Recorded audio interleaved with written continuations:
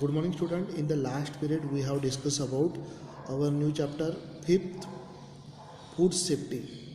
आपण मागच्या वेळेस आपला 5वा चॅप्टर सुरू केला होता फूड सेफ्टी. यामध्ये आपण पहिला टॉपिक घेतला होता फूड स्पॉइलेज, अन्न खराब होण्याची कारणे. तर factor responsible for food spoilage हा टॉपिक हे आपला झालेला आहे. नंतर आपण फूड वेस्टेज म्हणजे अन्नाची जी नासाडी होते हा टॉपिक शिकलो. यामध्ये आपण अन्नाची नासाडी होण्याची कारणं बघितले. याच्यामध्ये आपण क्वांटिटेटिव्ह वेस्टेज ऑफ फूड कसं होते हे शिकलो. त्यानंतर आपण क्वालिटेटिव्ह वेस्टेज ऑफ फूड कसं होते हे सुद्धा बघितलं होतं. आणि फूड प्रोटेक्शन अँड प्रिझर्वेशन हा टॉपिक आपला सुरू होता. So let us see this topic, methods of food protection. Method of food protection, food protect करण्याच्या मेथड. फूड प्रोटेक्ट करण्याच्या ज्या मेथड्स आहेत त्या 7 आहेत. तर आपण वन बाय वन ह्या सगळ्या अभ्यासून घेऊ.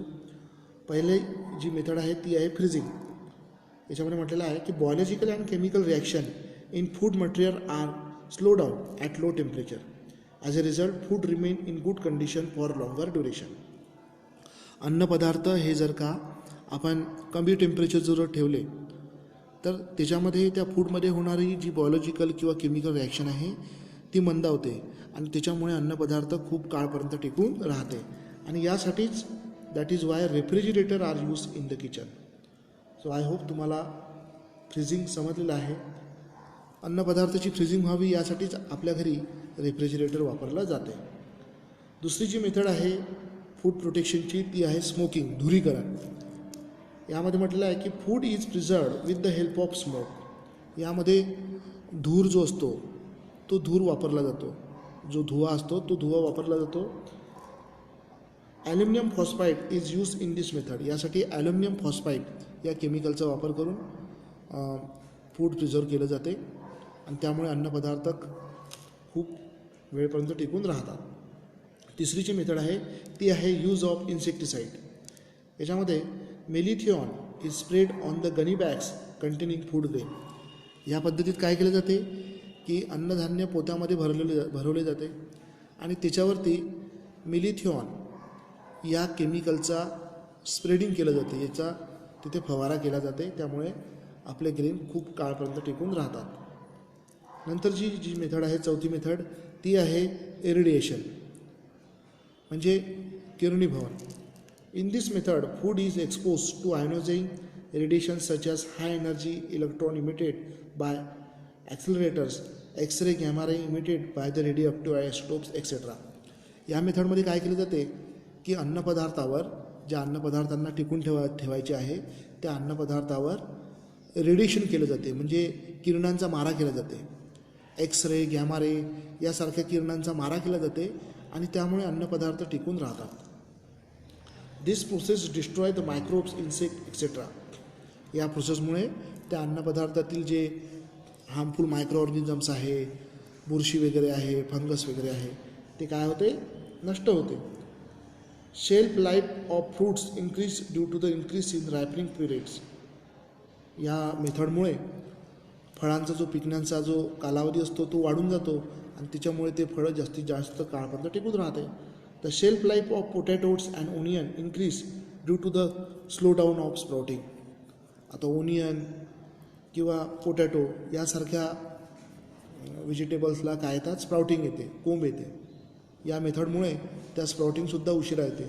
त्यामुळे यासारखे जे व्हेजिटेबल्स आहे ते फार काळापर्यंत टिकून राहतात. तर ही होती आपली चौथी मेथड. आता आपण बघूया आपली 5वी मेथड. 5वी मेथड आहे यूज ऑफ इन्सर्ट गॅस म्हणजे गॅसचा उपयोग करणे. Nitrogen gas is filled in the airtight packets of potato wafers and other food product and दस preventing the growth of fungus and insect in them.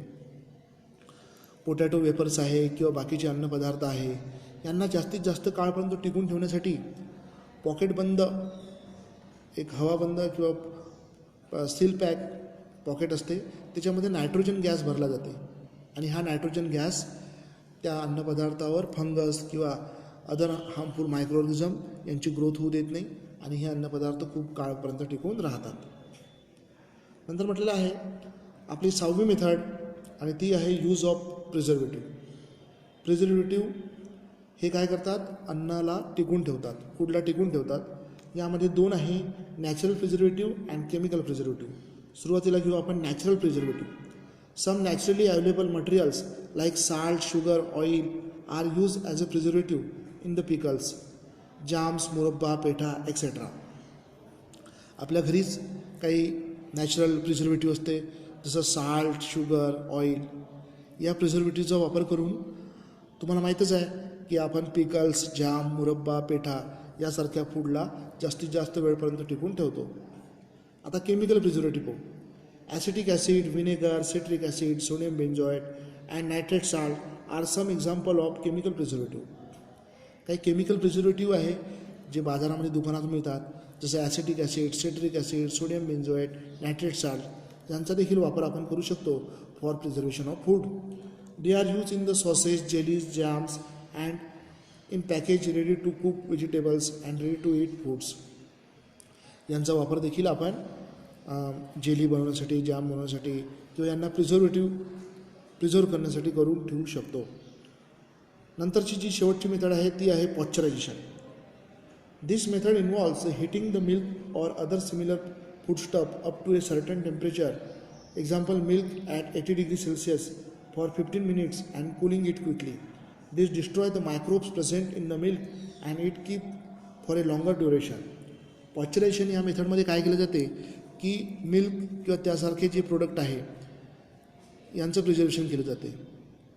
हे कसं केलं जाते की मिल्कसारख्या प्रोडक्टला सुरुवातीला 15 मिनटापर्यंत 80 डिग्री सेल्सिअसपर्यंत हीट केलं जाते आणि नंतर लगेच त्याला कूल केलं जाते. यामुळे काय होते की मिल्कमधले जे मायक्रो ऑर्गॅनिझम आहे ते नष्ट होतात आणि अशा प्रकारे मिल्क प्रिझर्व केलं जाते. आता पॉश्चरायझेशनचा शोध कोणी लावला बघा. पॉश्चरायझेशन ही जी मेथड आहे त्याचा शोध लावणारे सायंटिस्ट हेच आहेत. यांचं नाव आहे Louis Pasteur. The microbiologist Louis Pasteur develop the technique of preserving the quality of food by raising the temperature to prevent microbial growth in the food.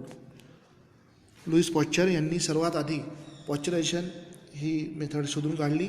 या मेथडमध्ये त्यांच्या लक्षात आलं की जर का आपण फूडला हीट केलं तर त्याच्यातले जे मायक्रो ऑर्गॅनिझम्स आहे, फंगस वगैरे आहे, हे नष्ट होतात आणि फूड खूप वेळपर्यंत टिकून राहते. सो आय होप तुम्हाला फूड प्रोटेक्शनच्या ह्या ज्या मेथड्स आहेत ह्या समजल्या. पहिली जी मेथड होती ती होती फ्रीजिंग, दुसरी स्मोकिंग, तिसरी यूज ऑफ इन्सेक्टिसाइड, नंतर irradiation, use of insert gas, नंतर प्रिझर्वेटिव्हचा वापर करणे, त्याच्यामध्ये नॅचरल प्रिझर्वेटिव्ह असते, केमिकल प्रिझर्वेटिव्ह असते, आणि नंतर पॉश्चरायझेशन.